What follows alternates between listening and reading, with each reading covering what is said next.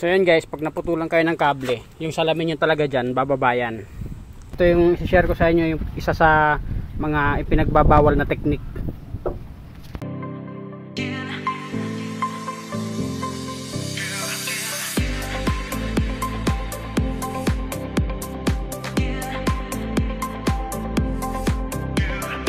Kahapon, umalis tayo.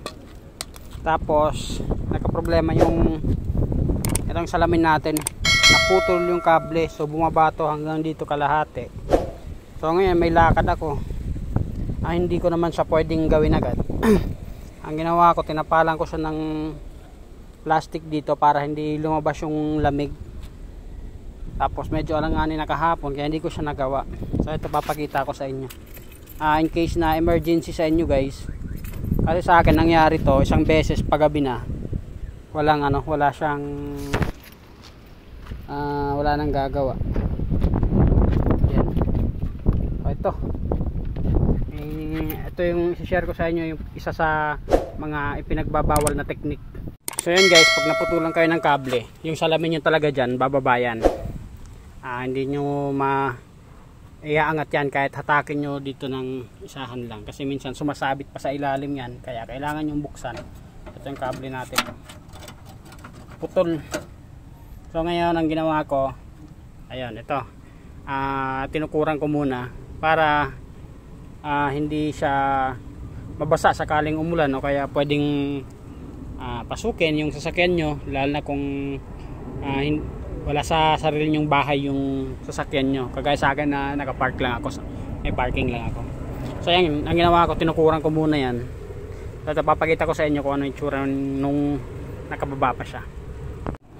Ayan guys, nakaganyan yung ating salamin. Ito, nakababayan. So ngayon, kahit naman mahatak nyo to pataas, bababa pa rin yan kasi wala nang pumipigil yan sa ilalim. So ang pinaka the best, isa ngayon sa pinagbabawal ng technique natin, tutukuran muna natin. So ngayon, lalo't may lakad din ako, kailangan ko ulit siyang tukuran. Kailangan yung siguradong safe para sakaling umalog, yung hindi naman babagsak yung ating salamin. Pero hindi naman yung babagsak guys kasi may stopper yung ano natin. Ayan.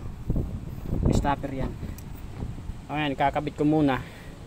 Ito pala guys yung pantukod na gagamitin ko. Tukuran natin siya dito. Sinukat ko na to kung gaano siya kahaba para salpak na lang. Tapos ang gagawin ko para hindi siya basta-basta kumalas, tatrian natin ng cable tie siya dito. So yan guys, remind ko lang pala guys, pag magtutukod kayo o magkakalso kayo dito, huwag nyo kakalsoan dito ha, baka mabasag kasi. Ang ginagawa ko dito ko lang siya, kinakalso ko dito sa bakal na to, or pwede rin dito kung mahaba yung pangkalso nyo. So ako dito kung kakalso, pag dito kasi baka mabasag itong puti, panibagong problema. Ayan, iba nyan, siyempre sa kalumaan nya may mga crack na. Ayan guys, ito na, naikabit na natin.